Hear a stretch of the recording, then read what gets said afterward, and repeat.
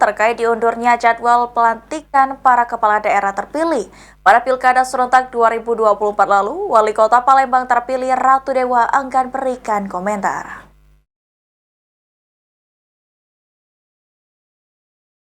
Sebelumnya, sesuai dengan Peraturan Presiden Nomor 80 Tahun 2024, jadwal pelantikan gubernur dan wakil gubernur, bupati dan wakil bupati, serta wali kota dan wakil wali kota terpilih akan dilaksanakan pada Februari 2025 mendatang. Namun hal tersebut akan ditunda dan direncanakan dilaksanakan pada bulan Maret 2025 lantaran menunggu Mahkamah Konstitusi menyelesaikan seluruh perkara PHPU dari Pilkada 2024. Terkait hal tersebut, Wali Kota Palembang terpilih Ratu Dewa yang ditemui pada Minggu 5 Januari 2025 enggan berkomentar lantaran merasa masih di luar pemerintahan. Kemarin kan ada pelantikan diundur nih Pak, tanggapan kita seperti apa? Oh, kalau soal pelantikan saya no comment dulu karena saya di luar pemerintahan.